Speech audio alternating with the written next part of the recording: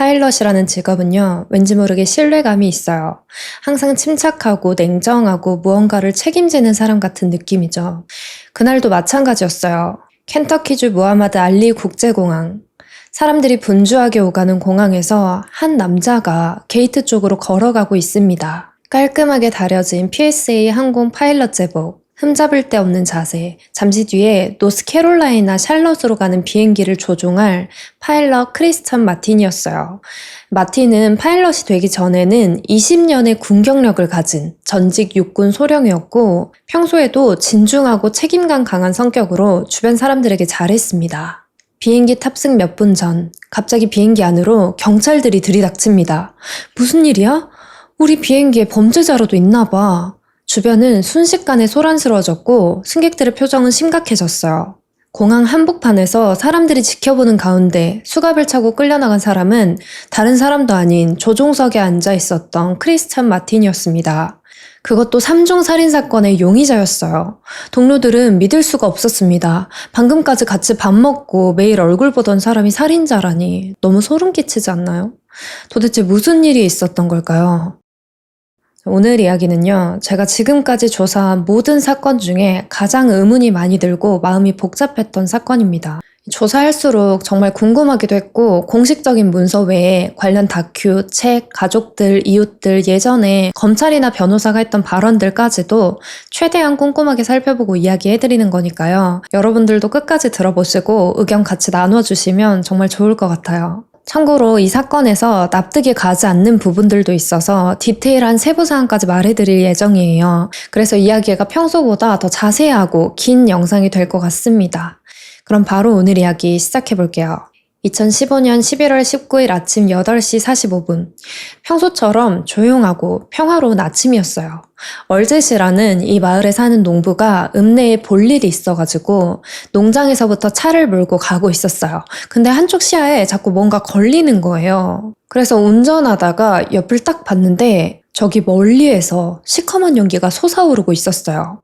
그 순간 머릿속에 전날 밤의 기억이 스쳐 지나갑니다. 새벽에 자고 있는데 막 개들이 짖는 소리가 들려서 일어나서 밖을 봤어요. 근데 멀리서 뭔가 불빛이 보였대요. 무슨 일 있나? 생각했다가 별일 없겠지 하고 다시 자러 들어갔다고 해요. 얼젯은 새벽에 그 불빛이 바로 이거였나 보다 생각하고 호기심이 생겨서 바로 차를 돌려서 비포장도로를 들어갔어요. 불이 나는 곳으로 가까이 가니까 웬 차가 불에 타고 있는 거예요. 차는 이미 새까맣게 불타버린 상태였어요. 바로 911에 신고 전화를 걸었습니다. 현장에 도착한 경찰과 소방관들은 모두 불을 끄고 나서 충격적인 사실을 발견합니다. 차 안에는 까맣게 탄 두 구의 시신이 있었어요. 한 명은 조수석에, 또 한 명은 뒷좌석에 쓰러져 있었습니다. 불에 타면서 손상이 너무 심해서 도저히 누군지 알아볼 수 없었어요. 당연히 DNA 검사를 바로 맡겼지만 보통 DNA 검사를 해도 결과가 나오는데 몇 주가 걸리기 때문에 이때는 도대체 이 사람들이 누군지 아무도 알 수 없었어요. 차는 진흙에 깊이 빠져 있었는데 정말 이상하게도 주변에 발자국 하나 없었어요. 모든 증거가 불에 타버렸지만 정말 다행히 번호판이 불에 타기 전에 바닥에 떨어진 거예요. 그걸로 딱 한 가지를 확인할 수 있었어요. 이 차의 주인이 누군지. 조회해보니까 이 마을 주민 파멜라 필립스의 차였습니다. 경찰들은 이거 뭔가 심상치 않다 싶어서 바로 파멜라의 집으로 달려갑니다. 도착해서 막 문을 두드리면서 파멜라 집에 계세요? 파멜라!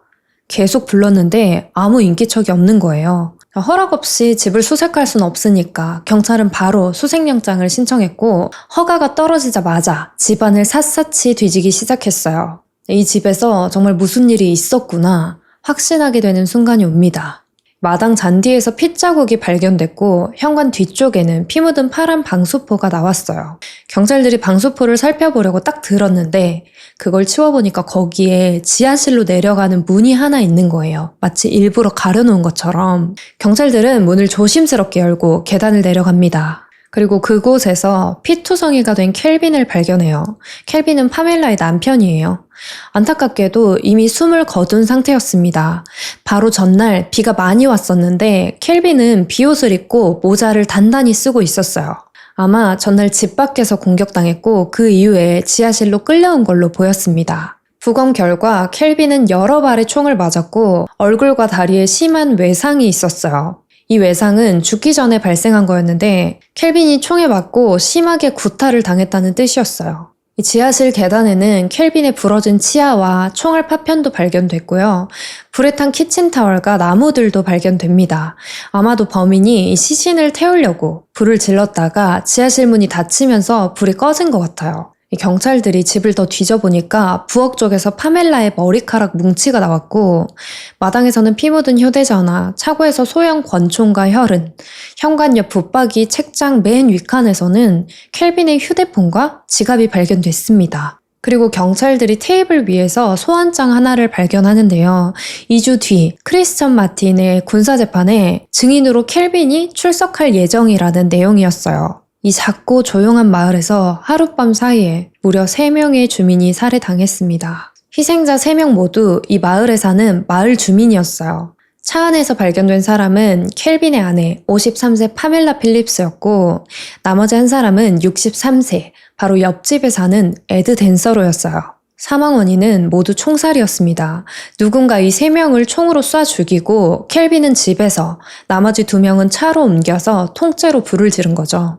아마 증거를 없애려고 한 걸 거예요. 죽은 피해자들은 그 어떤 범죄 기록도 없는 정말 너무 평범한 사람들이었습니다. 켈빈은 군인 출신, 아내 파멜라는 은행원, 이웃 에드는 재능 있는 피아니스트. 3사람 모두 이웃들과 사이가 좋았고요. 원한을 살 만한 특별한 일도 없었어요. 도대체 누가 이 평범한 사람 3명을 한꺼번에 죽이고 싶어 한 걸까요? 시신의 DNA 검사 결과가 나오기 전에 경찰들은 이웃집 탐문 수사를 합니다. 바로 옆집인 에드 댄서로의 집에 찾아갔는데 어라? 집 뒷문이 활짝 열려 있는 거예요. 마당에서 아무리 불러봐도 에드 댄서로가 나오지 않았어요. 그래서 열려있는 문으로 들어갔는데 TV가 켜져 있고 먹다만 음식, 먹다만 맥주병이 덩그러니 놓여 있었어요. 심지어 이 부엌에는 손질 중이던 생선이 방치돼 있었고요. 이 모든 정황이 에드가 황급히 집 밖으로 뛰쳐나간 것처럼 보였습니다. 이때는 잘 몰랐지만 차 안에 있던 희생자 중 하나가 에드였던 거죠. 용의자를 특정하기 어려울 것 같았던 이 사건은 의외로 정말 빠르게 용의자가 지목됩니다. 11월 20일 바로 다음 날 근처 포트 캠벨 기지에서 근무하던 육군 소령 크리스천 마틴이 용의자로 지목됐어요. 이 마틴은 군에서 특수훈련까지 받은 사람이었고 피해자들과 아주 가까운 거리에 살고 있는 이웃 주민이었습니다. 근데 경찰이 어떻게 마틴을 바로 범인으로 지목했을까요? 그 얘기를 하기 전에 먼저 이 마틴이라는 사람이 누구인지, 사건 당시에 어떤 상황이었는지부터 설명해 드릴게요. 크리스천 마틴은 1969년생으로 태어날 때부터 완전 군인의 피를 타고난 군인 집안에서 컸어요. 할아버지는 육군 기병대 출신이었고 마틴의 아버지는 37년간 군인으로 복역했는데 베트남전에도 참전하고 훈장까지 받은 공군 장교였다고 합니다. 군인 직업 특성상 이사를 많이 다니잖아요. 마틴도 어릴 때부터 아빠 따라 여기저기 이사를 많이 다녔다고 해요. 그리고 17살이 됐을 때 진로를 아주 빠르게 정했어요. 아빠를 따라서 군인이 돼야겠다 생각했고 고등학교를 졸업하기도 전에 육군 예비군에 입대를 한 거죠. 고등학교를 마치고는 네브래스카 대학에 입학합니다. ROTC에 주말에는 예비군 복무도 하고 주중에는 아르바이트까지 병행하면서 진짜 열심히 바쁘게 살았어요. 지금 시대로 따지면 갓생을 살고 있었던 거죠. 참고로 이 사건을 이야기할 때 크리스찬 마틴을 킷 마틴, 크리스찬 킷 마틴 사건 이렇게 부르는데요. 왜 킷이라고 부르냐면 마틴이 ROTC 훈련을 받을 때 별명이 필요했는데 당시 동기들 중에 크리스라는 이름이 너무 많았던 거예요. 그래서 무슨 이름으로 하지? 하다가 자기가 어린 시절에 보이스카우트 캠프에서 봤던 19세기 개척자 크리스토퍼 킷 카슨의 묘비가 떠올랐대요. 그때부터 자기를 킷 마틴이라고 부르기 시작했다고 합니다. 그래서 킷 마틴이 된 거예요. 마틴은 워싱턴주에서 장교훈련을 받았는데 당시에 ROTC 동기였던 스테이시 존슨과 사랑에 빠지게 돼요. 이 스테이시는 미들 테네시 주립대학교 학생이었어요. 마틴은 네브래스카, 스테이시는 테네시. 이 물리적 거리는 멀었지만 두 사람은 졸업 때까지 아무 문제 없이 장거리 연애를 이어갑니다. 그리고 1991년 학교를 졸업한 뒤에 바로 결혼을 했어요. 이때 마틴의 나이가 22살, 스테이시는 25살이었어요. 두 사람은 결혼하고 바로 다음 해에 첫째 맥켄지를 낳고요. 줄줄이 둘째 체이스, 셋째 자카리까지 세 아이를 낳게 됐어요. 마틴은 학교 다니는 내내 장학금을 받으면서 다닌 엘리트였어요. 졸업하고는 현역으로 군 생활을 시작했습니다.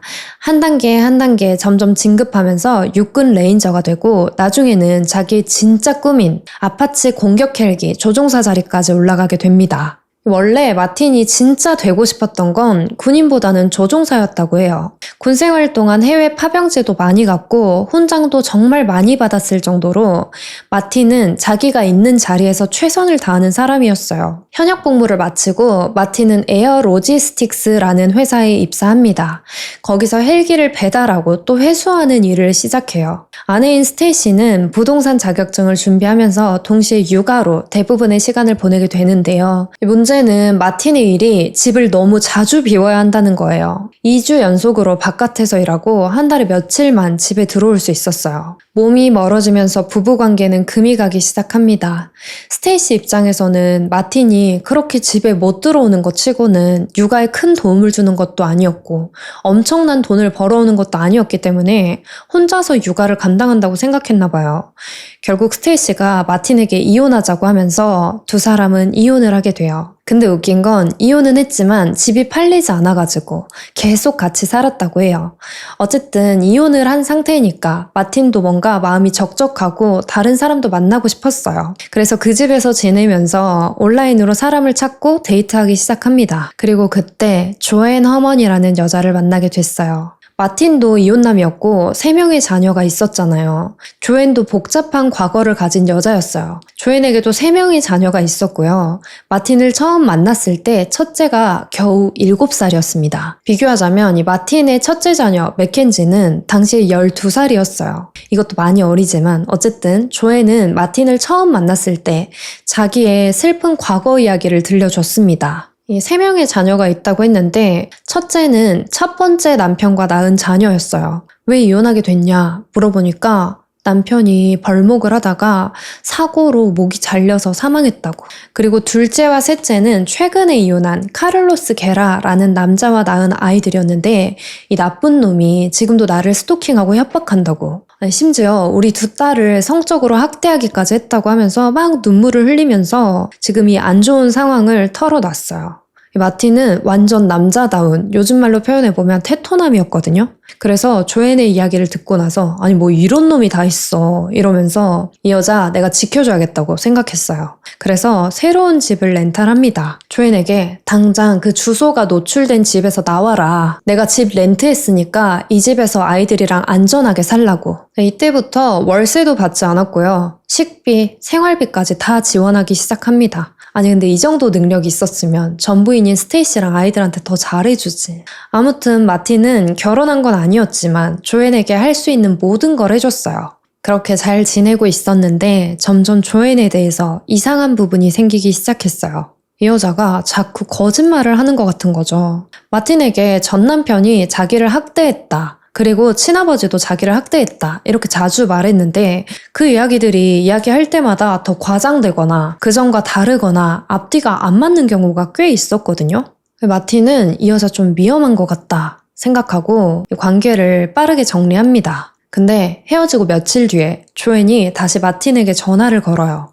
오빠, 우리 친오빠가 이라크에서 전사했어.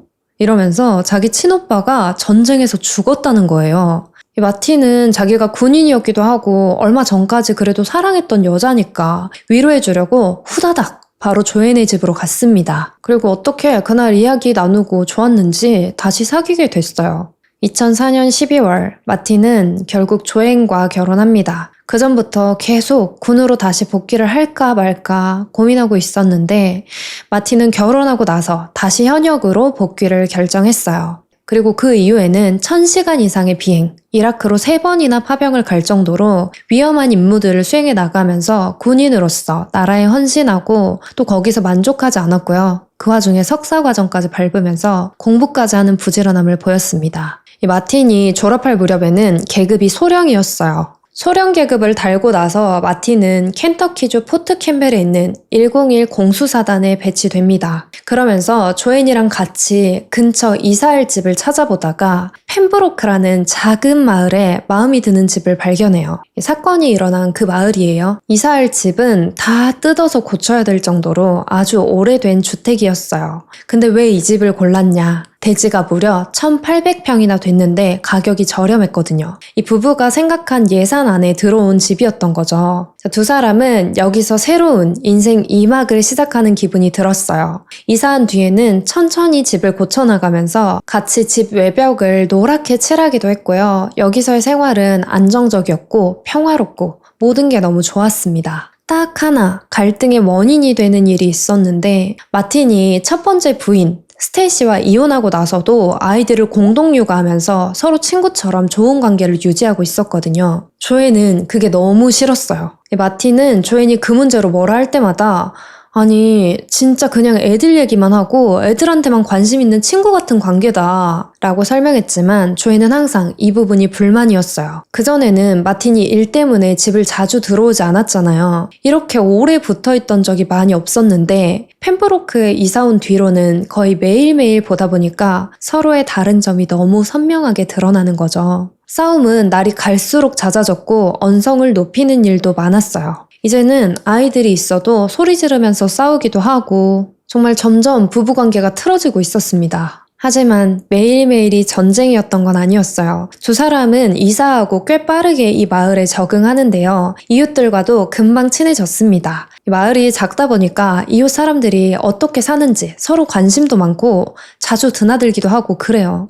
마틴과 조앤의 집 바로 맞은편에는 에드 댄서로가 살고 있었고요. 옆집에는 켈빈과 파멜라 부부가 살고 있었어요. 그러니까 공교롭게도 이 사건의 희생자 3명 모두가 마틴과 조앤의 아주 가까운 이웃이었던 거예요. 이사 오고 얼마 안 있어서 옆집에 사는 켈빈이 조앤과 마틴을 카디즈 햄 페스티벌, 무슨 햄 축제에 초대를 했어요. 그래서 켈빈과 금방 친해집니다. 그러면서 자연스럽게 켈빈의 아내 파멜라와도 친해지게 됐죠. 이 켈빈이 걸프전에도 참전했던 17년 경력의 미군 물류 장교 출신이었기 때문에 특히 마틴과는 통하는 부분이 많았어요. 그리고 원래 켈빈 성격이 시끌벅적하고 사람 좋아하고 그냥 누구 하나 붙잡고 이야기하면 밤새서 이야기할 수 있는 그런 타입이라서 사람들이랑 금방 친해지고 마을 사람들과 두루두루 친하게 지냈다고 해요. 켈빈의 아내 파멜라는 조금 정반대의 성향이었어요. 조용하고 차분하고 근면성실한, 직업도 은행 부행장이었습니다.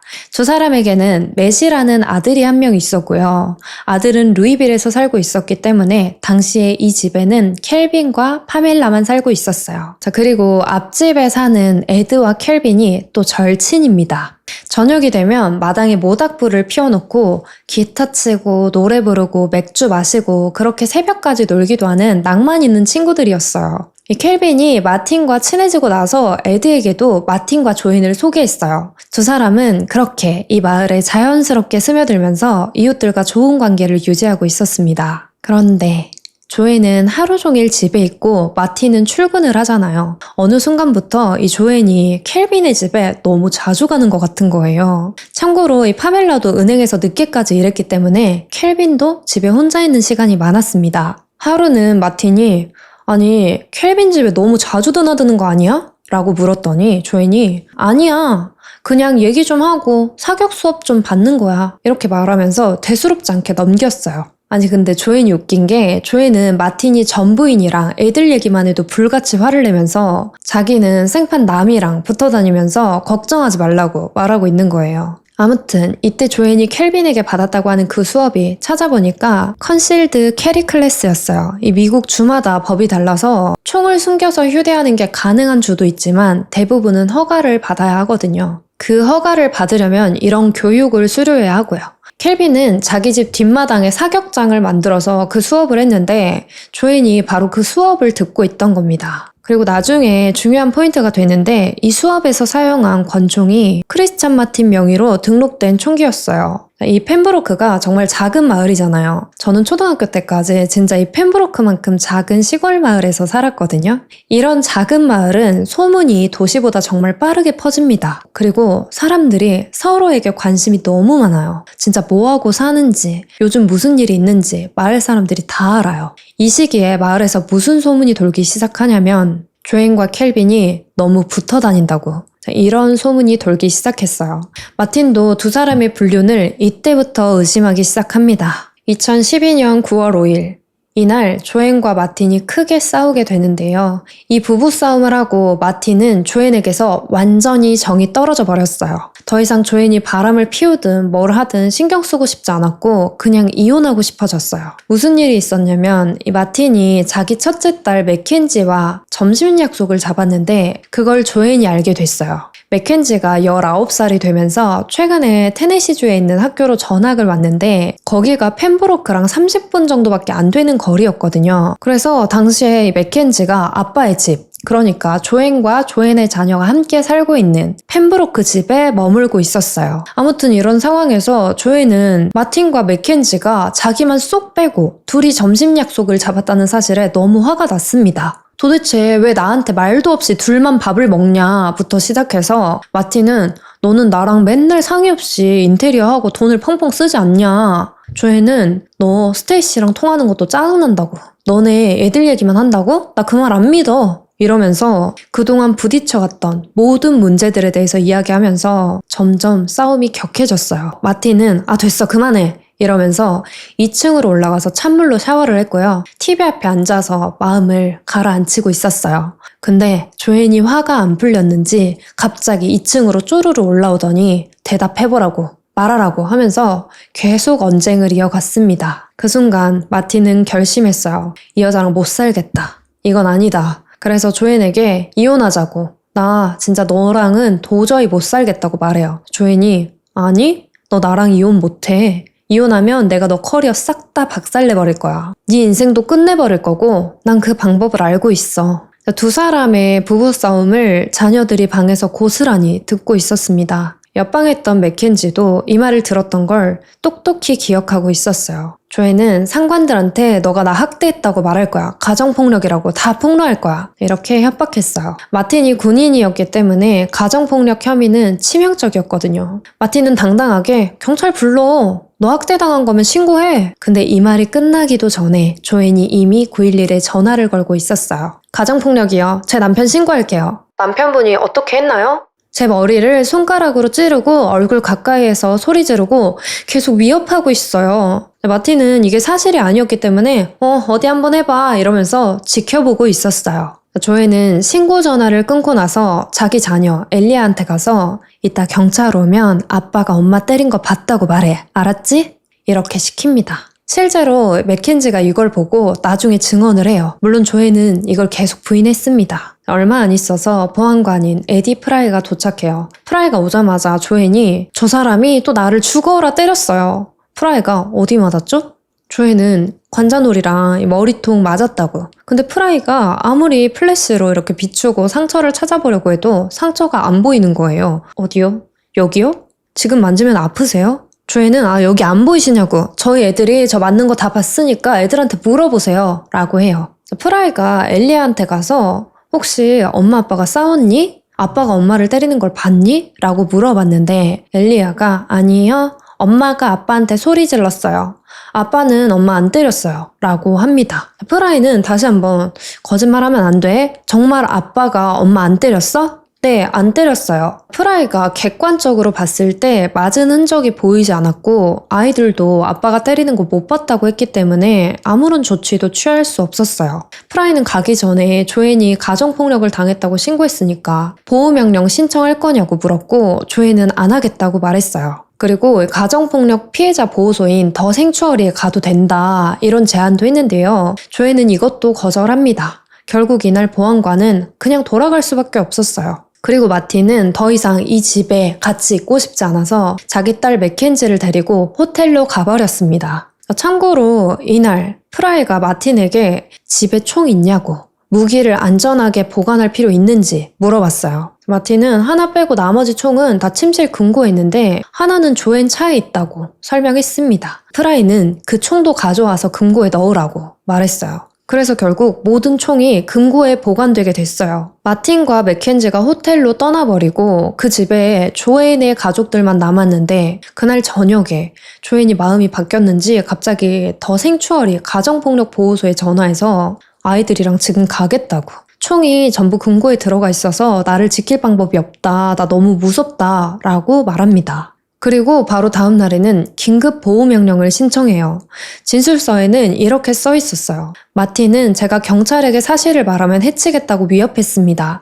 저와 저의 아이들의 안전을 위해서 저는 더 생추어리에 갈 수밖에 없었습니다. 그가 돌아와서 우리를 해칠까봐 걱정됩니다. 그는 수십 년간 우리를 학대해 왔습니다. 아니 그러면 전날에 프라이가 왔을 때는 도대체 왜 안 간다고 하고 왜 보호명령을 신청을 안 한 거예요. 이 보호명령 심리는 9월 18일 두 사람이 싸운 날로부터 2주 뒤로 잡혔어요. 조앤이 가정폭력으로 신고했을 때 주장한 학대는 손가락으로 관자놀이를 찌르거나 머리를 건드렸다, 머리 옆을 쳤다 이 정도였습니다. 마틴은 체격이 좋은 남자고 평생을 군에서 훈련받은 사람이잖아요. 체구가 작았던 조앤의 입장에서 이 마틴이 소리 지르고 손가락으로 툭툭 치는 정도도 공포스럽게 느껴질 수 있어요. 개인적으로 이 마틴의 잘못이 전혀 없다라는 건 아니지만 이 조앤의 주장이 점점 심각해집니다. 9월 18일 심리에서 조앤은 다시 한번 9월 5일 싸웠던 그 사건을 설명하면서 마틴이 내 관자놀이를 찌르고 뒤통수를 때렸다. 그리고 예전부터 나를 위협했고 마틴은 자기가 학대한 사실을 말하지 못하도록 나한테 계속 경고해왔다고 주장합니다. 마틴의 변호인은 조앤의 과거를 조사했어요. 조앤이 예전부터 자기 전 남편이 심한 학대를 했고 아빠가 자기를 학대했었다고 말했잖아요. 근데 첫 번째 남편에게 학대당했다는 그 주장이 조앤이 꾸며낸 이야기였다는 게 밝혀집니다. 그리고 이 자리에서 조앤도 그걸 인정했어요. 조앤은 마틴이 나 말고도 자녀들도 폭행했다고 그러면서 엘리아의 등이 빨갛게 달아오른 사진을 제시했는데요. 이 상처가 몇 년 전에 로드 아일랜드에 살 때 마틴이 때린 거라고 말했고 판사는 이 사진들은 이번 사건의 주장과 관련성이 없다고 채택을 거부합니다. 양측의 주장이 끝나고 조앤의 자녀 엘리아가 증언대에 올라왔어요. 근데 놀랍게도 2주 전에 프라이 보안관에게 말했던 사실과 180도 다른 진술을 합니다. 갑자기 여기서는 아빠가 엄마한테 큰 소리를 치고 있었고 아빠가 엄마 때리는 거 봤다고 증언해요. 판사는 이 증언을 듣고 사건 당일 경찰에게 말한 내용과 정반대라고 지적합니다. 엘리아는 그때는 무서워서 경찰에게 거짓말한 거예요. 라고 대답했어요. 자, 엘리아 다음으로 나머지 두 자녀 알마와 애쉬도 차례대로 증언을 했는데요. 엘리아랑 똑같이 엄마 아빠가 싸웠고 아빠가 엄마를 때렸다고 증언합니다. 마틴은 자기는 절대 조앤을 때린 적 없다고 강하게 부인합니다. 진실을 입증하겠다. 거짓말 탐지기라도 해줘라 이러면서 억울해했어요. 마지막으로 마틴의 딸 맥켄지가 증언대에 서서 9월 5일 그날 밤 자기가 보고 들은 모든 사실을 말했어요. 조앤이 그날 엘리아한테 경찰 오면 아빠가 엄마 때렸다고 증언하라고 지시하는 거 들었다고. 그러니까 오늘 재판에서도 아이들이 증언하는 내용은 믿을 수 없다고 주장합니다. 그리고 맥켄지가 증언을 마치고 법정에서 나와서 회의실에 앉아 있었는데 바로 옆 다른 회의실에서 조앤과 엘리아의 목소리가 들렸어요. 나 엄마가 하라는 대로 증언했어. 맥켄지는 이렇게 말하는 걸 분명하게 들었다고 합니다. 그래서 이 사실을 마틴에게 알렸고 마틴의 변호인이 바로 판사한테 보고했어요. 판사는 다시 엘리아와 맥켄지를 증언대로 불러서 상황을 확인합니다. 근데 엘리아는 딱 잘라서 말해요. 저 그런 말 한 적 없는데요. 이쯤 되면 서로 그냥 자기 입장만 주장하는 거니까 누구 말이 진실인지 판단하기 어렵잖아요. 근데 여기서 판을 뒤집는 증인이 한 명 나타납니다. 엘리아가 그 말을 했을 때 법정 밖에서 우연히 기다리고 있던 사람이 있었어요. 바로 켄터키 리거레이드 소속 변호사였습니다. 이 변호사는 다른 사건 때문에 대기 중이었는데 엘리아가 한 말을 복도에서 직접 들은 겁니다. 그래서 증언대로 들어와서 이렇게 말했어요. 저 사람이 그 말 하는 거 제가 복도에서 분명히 들었습니다. 중요한 건 이 변호사는 이 사건과 아무런 이해관계가 없는 완전한 제3자라는 거예요. 그냥 우연히 들은 거고 변호사로서 재판에서 증언을 거짓말로 한다는 건 있을 수 없다고 생각해서 용기 내서 사실을 말해준 거죠. 판사는 누가 잘했다, 못했다 보다는 조앤이 폭행을 당했다는 걸 입증하지 못했고 아이들 증언의 신빙성도 떨어진다고 판단했어요. 결국 이 재판에서는 마틴이 승소하게 됩니다. 그렇게 재판이 끝나고 서로 접촉 못하게 양쪽 다 상호 접근 금지 명령이 내려졌어요. 그리고 이 법원에서는 이혼이 완전히 마무리될 때까지 펜브로크 집은 마틴이 단독으로 쏘도록 결정이 났습니다. 그러니까 이 조앤이랑 조앤 아이들은 갑자기 갈 데가 없어진 거예요. 이 폭행 사건에서 조앤의 주장이 받아들여지지 않았잖아요. 폭행의 흔적이 없었고 증거가 없었는데 조앤은 여기서 멈추지 않았어요. 아동학대 혐의로 아동보호국에 마틴을 신고했고요. 같은 내용으로 포트 캠벨의 군 가족지원센터에도 연락합니다. 마틴이 가정폭력을 한다고요. 그리고 이때 누가 조앤을 도와주냐면요. 바로 옆집 남자 켈빈 필립스. 켈빈이 자기가 소유한 임대주택을 한 달에 30만 원 정도만 받겠다고 거기 들어가서 애들이랑 지내라고 집을 제공해 준 거예요. 그리고 마틴의 집에서 짐을 뺄 때도 켈빈이 가서 짐을 다 같이 옮겨줍니다. 이 과정에서 문제가 좀 있었는데 조앤이 자기 물건만 가져가야 되는데 막 마틴의 가족유품부터 해가지고 마틴한테 중요한 물건들도 다 챙겨버린 거예요. 마틴은 당시에 정신이 없어서 뭐가 사라졌는지 제대로 파악을 못한 상태였어요. 그냥 집이 좀 텅텅 비어있다. 이 정도로 생각했습니다. 조앤이랑 켈빈이 짐을 옮기면서 마틴의 노트북이랑 컴퓨터 디스크 여러 개를 발견합니다. 근데 거기에 기밀이라고 적혀있고 기밀 작전 이런 말도 써있는 거예요. 순간 이게 뭐지? 집에 있으면 안 되는 거 아니야? 이런 생각이 들죠. 켈빈도 군 생활을 17년이나 했잖아요. 이걸 보자마자 이거 집에 가지고 있으면 안 되는 건데? 하고 심각성을 딱 알아차린 거죠. 2012년 12월 6일 조앤과 켈빈이 마틴 노트북이랑 기밀이라고 적힌 디스크를 FBI에 직접 가져가서 제출했어요. 그걸 제출하고 나서 거의 바로 군 정보장교가 조앤한테 연락을 해요. 평소에 마틴이 이상한 점 없었어요? 수상한 점이 있었나요? 근데 조앤이 있다고. 유럽에 있을 때 마틴이 자주 20분씩 1시간씩 사라졌다고. 그리고 늘 현금을 넉넉하게 가지고 있었어요. 이렇게 말해요. 이 발언은 제가 보기에 마틴을 스파이로 의심하게 만드는 뉘앙스였던 것 같아요. 이 얘기를 듣자마자 군에서는 바로 수사에 착수했고 몇 달 동안 마틴의 통신과 활동을 면밀히 몰래 감시합니다. 그 사이에 조앤이 아동보호국에 신고했던 거 결과가 나왔는데요. 결론은 조앤 주장은 입증 불가. 그래서 수사가 종결됐어요. 마틴은 자기가 지금 군에서 조사 대상이 됐다는 것도 모르고 나는 다시 싱글이야. 이제 새 출발을 해보자. 이런 마음으로 삶의 계획을 세우고 있었어요. 그러기 위해서는 일단 조앤과의 이혼을 마무리해야겠죠. 마틴은 빨리 이혼하고 싶었어요. 근데 그 과정에서 놀라운 사실을 알게 됩니다. 이 조앤의 전남편 카를로스 게라와의 이혼 기록이 없는 거예요. 마틴의 변호사가 조앤에게 증거를 요구합니다. 이혼 기록이 안 보인다. 이혼한 거 맞냐? 이혼 서류 보여달라. 근데 조앤이 이혼한 거 맞거든요? 기다려보세요. 기록을 찾아봐야 돼요. 이러면서 계속 증거를 미루고 보여주지 않았어요. 이게 왜 문제가 되냐면 조앤이 전 남편과 법적으로 여전히 결혼 상태일 수도 있는 거예요. 그러면 마틴이 조앤에게 위자료를 줄 필요가 없게 되는 거죠. 이런 상황 가운데 이혼이 마무리되기 전이죠. 마틴은 다시 온라인으로 여성들을 만나기 시작합니다. 이때 로라 스펜서라는 여성을 만나게 돼요. 이 로라는 대학교에서 간호학 강의를 하는 강사였어요. 이 로라는 2명의 아이를 혼자 키우고 있던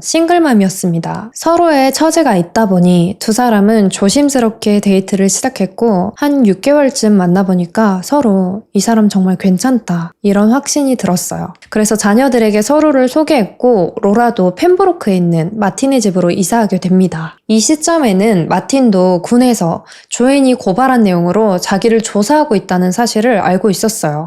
가정폭력 혐의와 기밀 자료 발견 이 두 건의 혐의가 있었던 거예요. 마틴은 이걸 로라에게 솔직하게 털어놓기로 합니다. 이걸 듣고 로라가 나한테 정 떨어진다, 싫다 그러더라도 거짓말하는 건 싫었어요. 근데 마틴의 걱정과는 다르게 로라가 나 당신 믿어, 괜찮아 이러면서 그동안 봐온 마틴의 인격을 의심하지 않았어요. 로라도 말은 그렇게 했지만 조앤이 신경 쓰였을 거예요. 거의 매일매일 조앤의 차가 이웃집인 켈빈의 집에 주차돼 있는 걸 봤거든요. 사건이 진행 중이고 전부인이 자꾸 집 근처에 알짱거리니까 거슬린 거죠. 그래서 로라도 매일매일 오늘도 있나? 이러면서 살펴봅니다. 이 켈빈의 집이 마틴의 집이랑 너무 가까워서 접근 금지 명령 위반에 해당되는 거리였어요. 그럼에도 불구하고 조앤은 아랑곳하지 않고 켈빈의 집에 매일 간 거예요. 그러던 중에 마틴의 차, 그리고 로라의 차까지 자꾸 누가 훼손을 하는 사건이 발생합니다. 타이어를 칼로 찢어놓기도 하고 날카로운 물건으로 차를 긁어놓기도 하고요. 군인 신분증 스티커까지 떼어가기도 했어요. 이게 한 번이 아니라 고쳐놓으면 또 훼손시키고 고쳐놓으면 또 훼손시키고 이렇게 반복적으로 사건이 일어났어요. 끝까지 도대체 누가 마틴과 로라의 차를 망가뜨리는지 범인을 잡지 못하는데요. 이런 일이 반복되면서 로라는 정말 무서웠다고 해요. 누가 꼭 경고하는 것처럼 느껴졌다고 합니다. 이런 경고는 여기서 끝이 아니었어요. 어느 날 맥켄지가 마트를 가려고 차를 몰고 나갔다가 집에 돌아오면서 우체통을 확인하려고 내렸거든요. 근데 켈빈 집 현관에 조앤이 앉아서 맥켄지를 빤히 쳐다보다가 막 웃었대요. 맥켄지는 왜 저래? 진짜 미친 아줌마 아니야? 이러면서 아무 생각 없이 우체통을 열었는데 그 안에 죽은 동물의 사체가 들어있었던 거예요. 맥켄지는 너무 소름 끼치고 놀라서 그대로 집으로 뛰쳐 들어갔습니다. 막 울면서 아빠 마틴한테 전화했어요. 마틴은 무섭겠지만 다시 가서 사진 찍어 놓으라고. 증거를 남겨놔라 라고 시켰고 이 맥켄지가 증거 사진을 찍으려고 다시 나갔더니 그 죽은 동물의 사체가 감쪽같이 사라져 있었습니다. 이런 일이 한 번이 아니라 계속 반복되면요 진짜 정신적으로 너무 피폐해집니다. 내가 방금 본 게 사실이 맞나? 내가 잘못 본 건가? 모든 상황에서 의심이 생기고 왜 도대체 나한테 이런 일이 생기는 거지? 하면서 점점 무너지게 되죠. 한편 군에서는 6개월 동안 마틴을 감시했어요.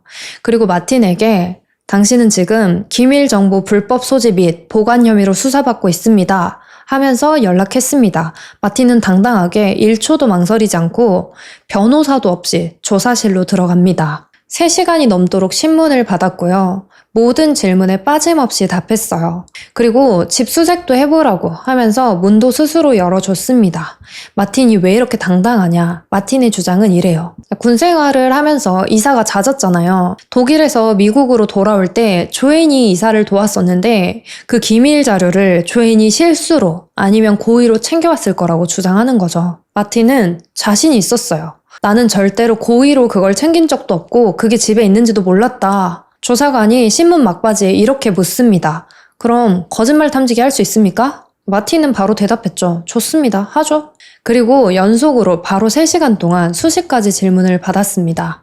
결과는 어땠을까요? 통과했어요. 거짓말을 하는 적이 전혀 없었습니다. 이걸 본 군 관계자들도 그냥 해프닝이라고 곧 종결될 거니까 걱정하지 말라고 말했어요. 간첩 혐의는 벗어났지만 문제는 수사 대상이었다는 빨간 표시가 기록에 남았다는 거예요. 평생을 군에 바치고 정말 최선을 다했는데 이 사건 이후에 평가 점수가 곤두박질 쳤고 승진에서는 매번 탈락했어요.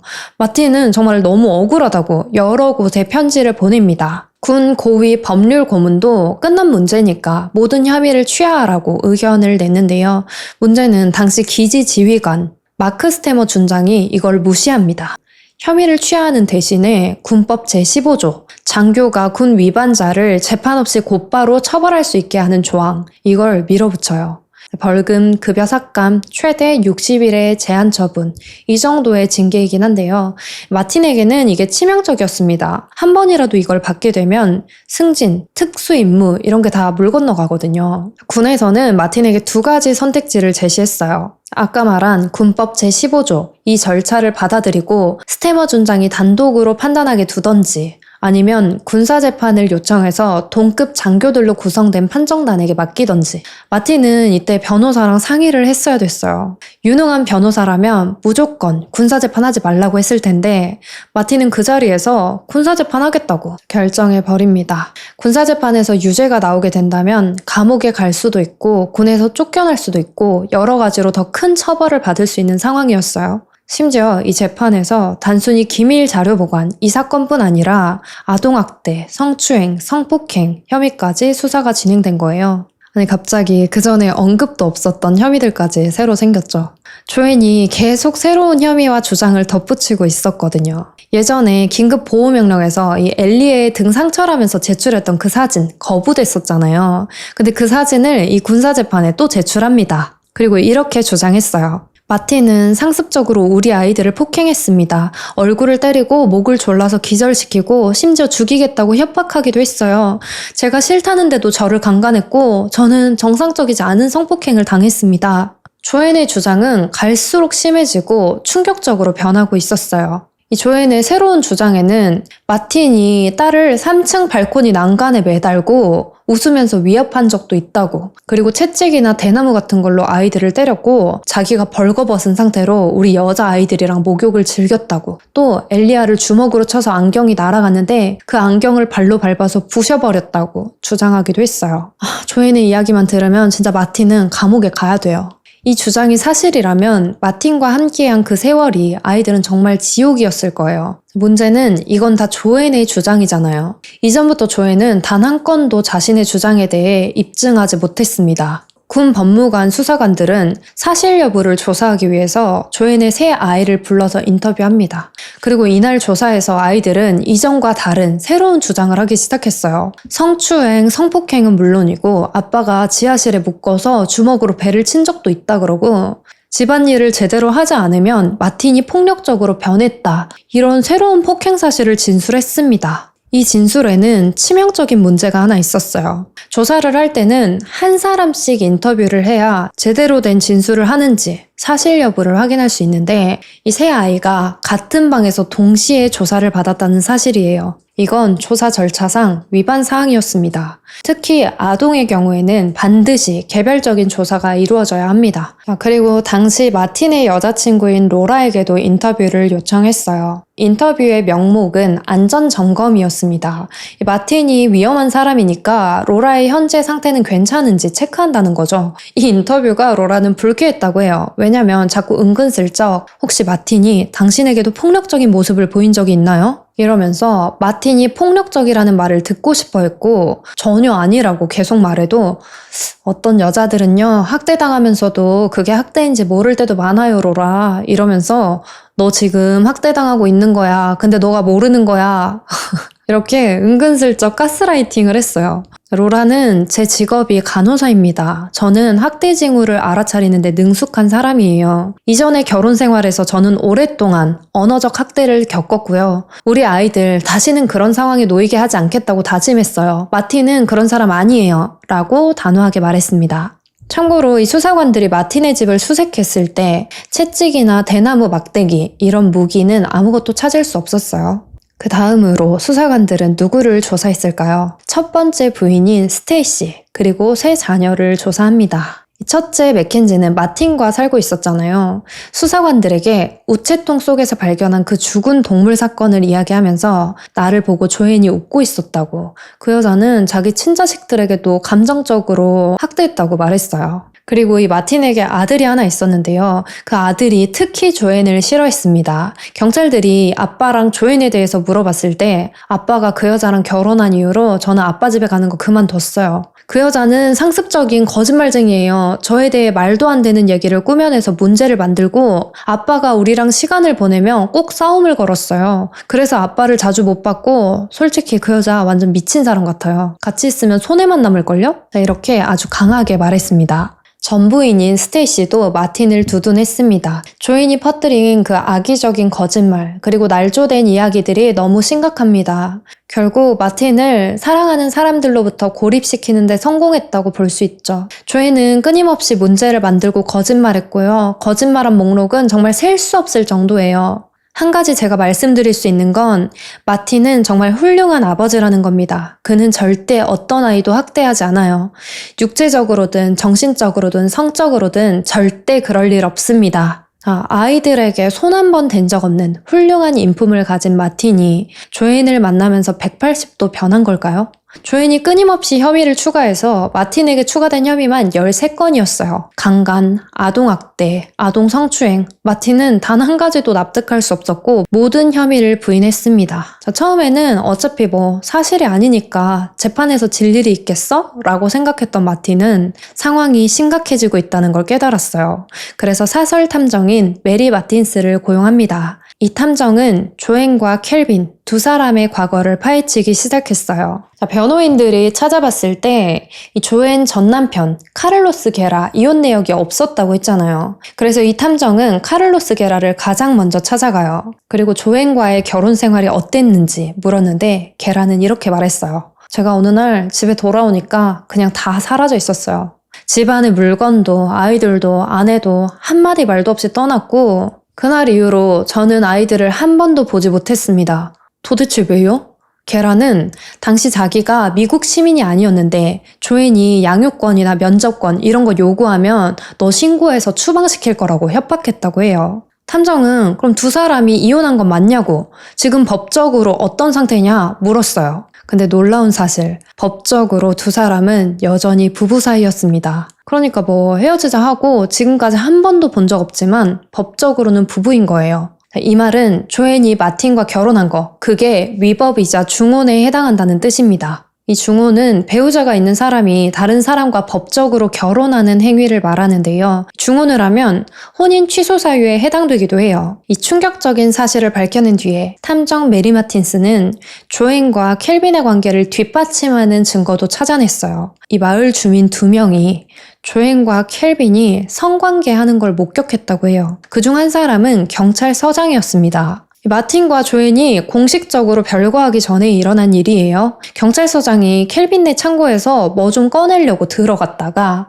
벌거벗은 켈빈이 금발 여성과 성관계하는 걸 목격하고 너무 놀래가지고 일단 나왔는데 나중에 그 창고에서 나온 사람을 보니까 조앤이었다고 해요. 이런 사실을 알고 난 뒤에 탐정이 켈빈을 직접 만납니다. 제가 지금 마틴과 조앤의 사건을 수사 중에 있습니다. 신뢰가 되지 않는다면 조앤과 무슨 사이인지 여쭤봐도 되겠습니까? 이 질문에 켈빈은 부정도 인정도 아닌 애매한 말을 했어요.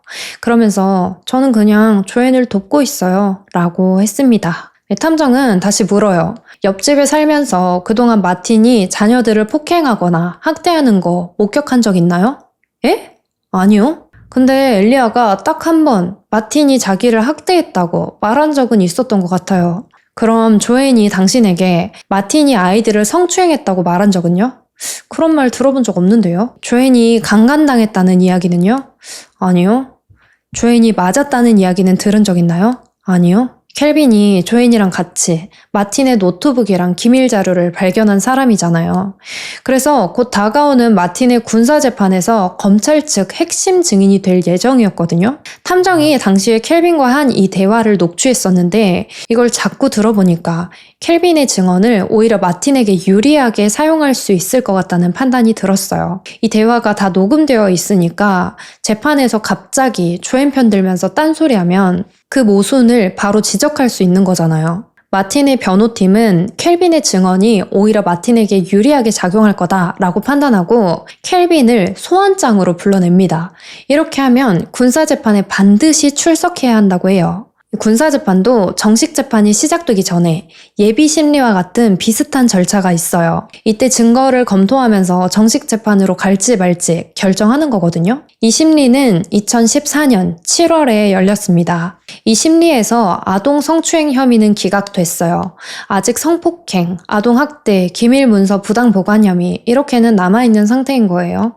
이때 마틴의 변호사는 마틴에게 이런 쓸데없는 싸움 하지 말고 그냥 군에서 자진전역 하시는 거 어떠냐고 제안합니다. 이게 승인되면 군사법정에서 더 이상 이 사건을 다룰 수 없게 되거든요.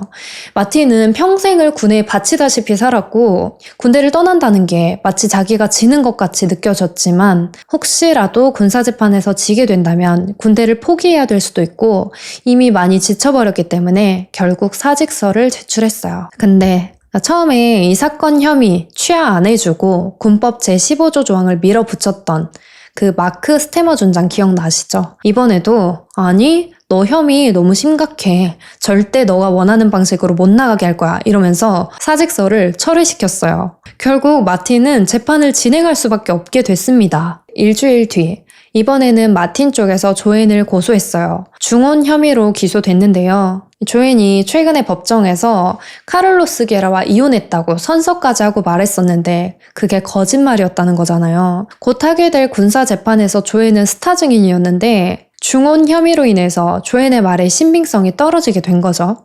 이 일로 자기들이 재판에서 지게 될까봐 조앤의 중혼 사건을 맡은 카운티 검사 가버 포스터에게 기소 취하하라고 압박을 넣었습니다. 이게 되게 황당한 게요.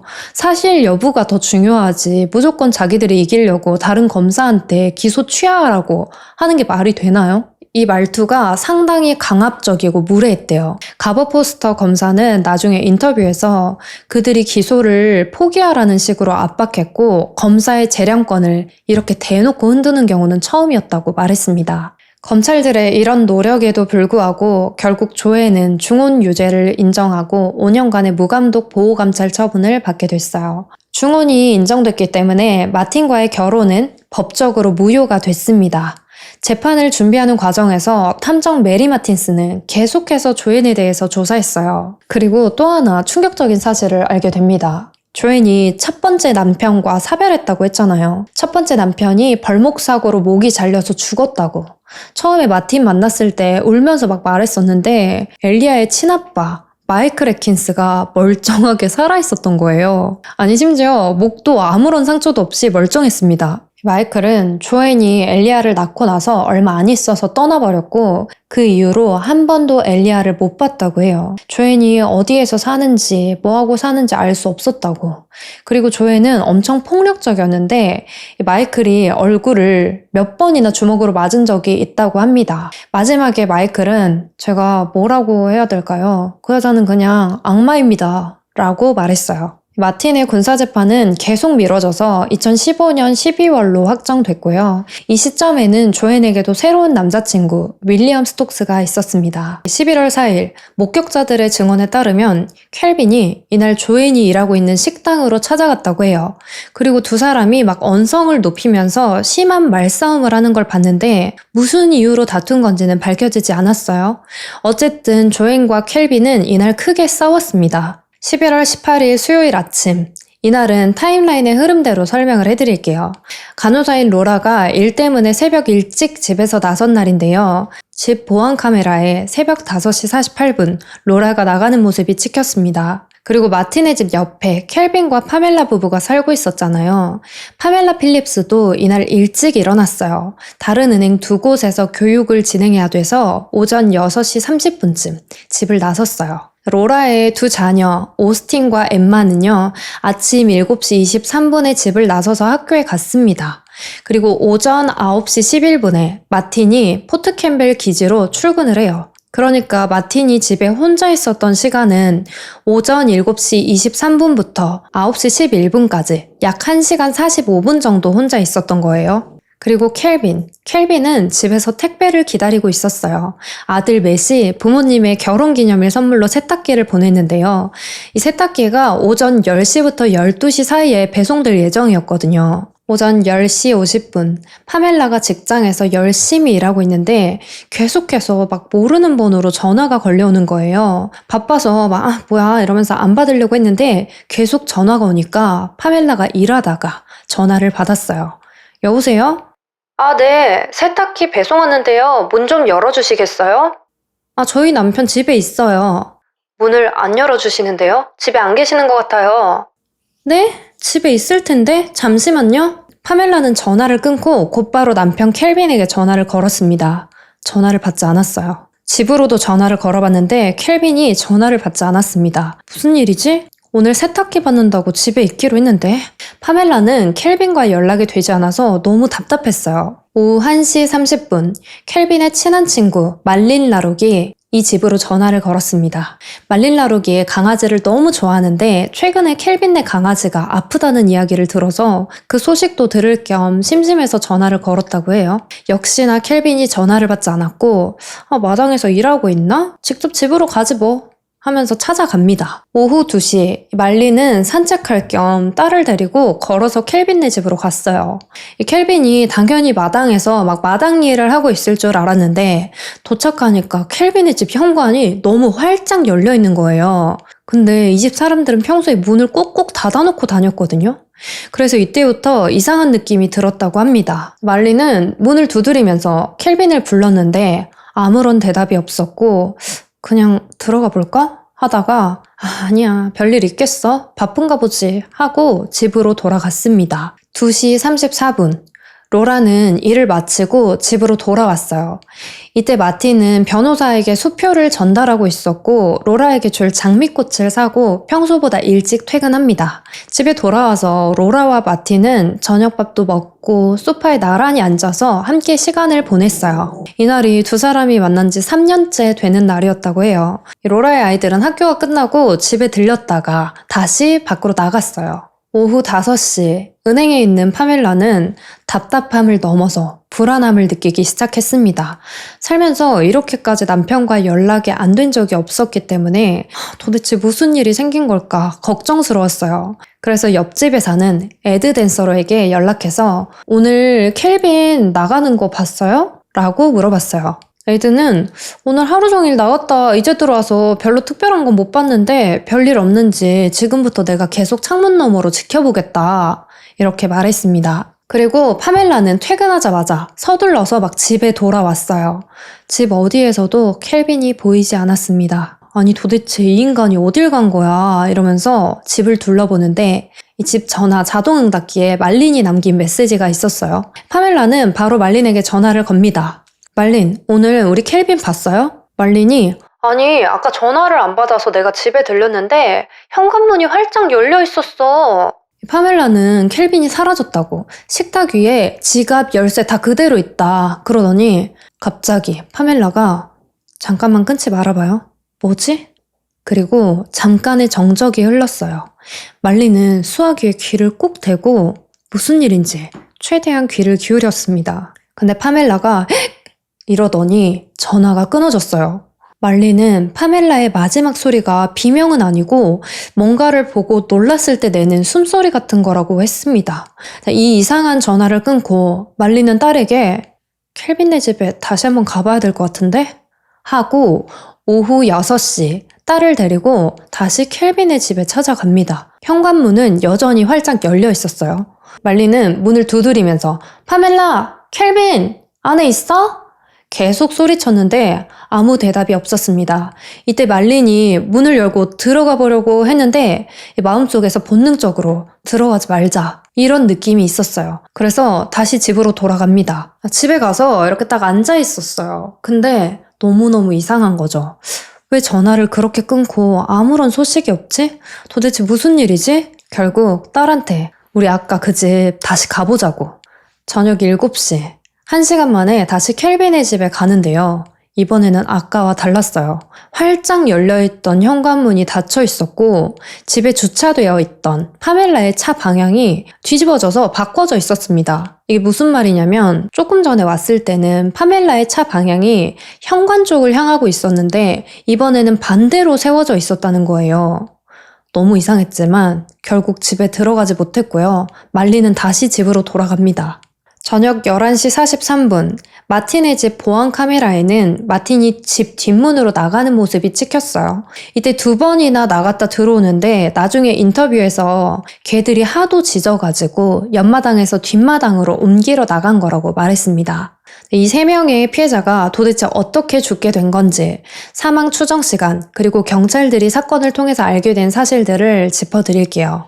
먼저 켈빈 필립스, 당시 58살이었고요. 11월 18일 아침에 살해된 것으로 추정됩니다. 이날 비가 왔어요. 지하실에서 발견된 켈빈은 우비와 모자를 쓰고 있었잖아요. 그러니까 밖에 나갔을 때 범인을 맞닥뜨렸을 것 같고요. 경찰들이 이 집에 도착했을 때 지하실 문을 덮고 있던 그 파란색 방수포, 거기에 피가 좀 묻어 있었거든요. 시신이 아무래도 무거우니까 범인이 그 방수포로 끌고 온 게 아닐까 이렇게 추측하고 있어요. 그리고 켈빈이 있던 그 지하실 문이 그냥 왔다 갔다 지나다니면 문인지 잘 모르게 숨겨진 공간처럼 보였어요. 경찰들은 이렇게 생각했습니다. 이 집에 몇 번이라도 와봤거나 이 집 구조를 아는 사람이 범인일 것이다. 켈빈의 부검 결과를 보면요. 켈빈이 죽기 전까지 정말 고통스러웠을 거라는 사실을 알 수 있는데요. 45구경 총알, 3발은 가슴, 1발은 목, 1발은 오른쪽 쇄골 부위에 맞았고요. 이 총알이 RIP 탄환이라고 해요. 알아보니까 발사될 때 이 탄두가 8조각으로 쪼개져서 파편화되면서 체내에 침투한다고 합니다. 1발만 맞아도 면도날 같은 파편이 조각조각 살과 장기를 산산이 찢어버리는 거예요. 그리고 얼굴과 하체에 생긴 심각한 부상은 사망하기 전에 발생한 거고요. 켈빈에게 방어은은 전혀 없었습니다. 아마 범인이 총으로 먼저 쏘고 반항할 수 없는 상태에서 아직 목숨이 붙어 있을 때 지하실로 끌고 내려간 것 같아요. 그리고 켈빈의 아내, 현장 증거를 보면 카멜라의 머리가 한 움큼 빠져 있었고 거기에서부터 이 핏자국이 뒷문 쪽까지 이어져 있었어요. 그걸 보면 부엌에서 몸싸움이 있었던 것 같고 누군가 파멜라를 부엌에서부터 끌고 나갔을 것으로 추정됩니다. 이날 저녁에 파멜라는 살해당했을 거예요. 22구경 총알에 맞았고 머리와 심장에 총알이 박혀 있었어요. 그럼 도대체 에드 댄서로는 왜 죽인 걸까요? 경찰들은 이 에드의 죽음에 대해서 이렇게 해석했습니다. 이 에드의 집 문도 활짝 열려 있었잖아요. 그리고 요리하다만 흔적, 켜져 있는 TV, 먹다만 맥주 이런 흔적들을 봤을 때 황급히 뛰쳐나간 것처럼 보였는데 그때 테이블 위에 총집이 있었거든요. 총은 없고 이 총을 담는 케이스만 있었는데 아마도 집에 있다가 에드가 켈빈의 집에서 일어난 일을 목격한 것 같아요. 파멜라가 그 전에 전화해서 켈빈한테 무슨 일 있냐고 자기 집 좀 잘 봐달라고 했잖아요. 그래서 에드가 뭔가를 보고 상황에 개입하려고 총을 가지고 나갔다가 살해당한 것으로 보입니다. 이때 에드가 가지고 나갔던 총은 나중에 켈빈네 마당 잔디 위에서 핸드폰이랑 같이 발견됐어요. 범인은 이날 저녁까지 켈빈, 파멜라, 에드 세 사람을 살해하고 새벽 2시에 파멜라와 에드의 시신을 파멜라의 차에 실었습니다. 그리고 집에서 약 2마일, 3km 정도 떨어진 로즈타운으로 이동했고 거기에서 차에 불을 지른 거죠. 그럼 도대체 불을 지른 뒤 범인은 어떻게 다시 돌아왔을까요? 걸어왔을까요? 경찰들은 처음에 범인이 불을 지른 뒤 걸어갔을 거라고 생각했어요. 근데 조사 중에 이 에드의 차량이 에드 집이 아닌 집에서 몇 블록 떨어진 곳에 버려져 있는 걸 발견하게 된 거예요. 그 위치가 마을 밖으로 나가는 고속도로 근처였거든요. 이 마을이 작아서 마을이랑 다른 도시랑 연결되어 있는 도로가 그게 유일했어요. 여기서 의문이 하나 생기는 거죠. 만약에 범인이 에드의 차를 타고 여기에 버려둔 거라면 혼자서 어떻게 차를 2개를 움직였을까요? 공범이 있었을 가능성이 여기서 제시됩니다. 그리고 혼자 했다고 하기에는 시신이 너무 무거웠어요. 사건 바로 다음 날 경찰들은 크리스찬 마틴을 최우선 용의자로 지목합니다. 이유는요, 켈빈의 집 테이블 위에 올려져 있던 소환장. 그걸 보고 크리스찬 마틴의 재판이 2주밖에 안 남았다는 거. 그리고 바로 옆집에 마틴이 살고 있었다는 사실. 재판에서 켈빈이 자기한테 불리한 증언을 할까봐 살해한 거 아닐까? 라고 생각을 한 거죠. 솔직히 이 정도 이유 가지고 체포하는 건 증거가 부족하다고 생각하긴 하지만 어쨌든 경찰들은 마틴의 집에 대한 수색영장을 발부받습니다. 사건 바로 다음 날 마틴은 출근해서 집에 없었고 로라만 집에 있었어요. 2층에서 막 다른 일을 하고 있었는데 갑자기 1층 유리가 와장창 깨지는 소리가 들렸고 여러 명의 경찰들이 경찰이다! 이러면서 들어왔습니다. 5명의 스왓 대원이 집에 들어왔는데 로라를 보자마자 핸드폰 내려놔! 이러면서 소리쳤고 로라는 이때 너무 무서웠대요. 손을 막 덜덜덜덜 떨면서 핸드폰을 바닥에 떨어뜨렸습니다. 아니 살면서 경찰서 한번 가본 적 없는 사람이 이런 상황을 마주하니까 놀랄만 하죠. 이때 기억이 너무 싫어서 이날 이후로 로라는 이 판브로크 집에는 가지도 않는다고 해요. 아무튼 경찰들은 집안을 샅샅이 뒤지더니 이것저것 증거가 될 만한 것들을 챙겼어요. 여러 개의 총, 집 보안 카메라, 컴퓨터, 군사재판 관련된 서류 상자 여러 개 이런 물건들을 챙기고 나서 일하고 있는 마틴도 바로 체포했습니다. 마틴은 5일 동안 유치장에 감금됐고 거기에서 조사를 받게 되는데 뭐 때문에 자기가 체포된 건지, 왜 이런 일이 발생한 건지, 외부와의 연락도 다 차단돼서 알 수가 없었어요. 일반 법대로라면 구체적인 혐의 없이 5일 동안이나 감금해둘 수 없었겠지만 군사법으로는 영장 없이 구금이 가능했다고 해요. 그리고 풀려난 뒤에도 엄격한 조건이 따라붙었는데 여자친구인 로라와 연락 금지, 그리고 기지에서 반경 30마일 이상 이동 금지, 이런 이동 제한이 걸렸어요.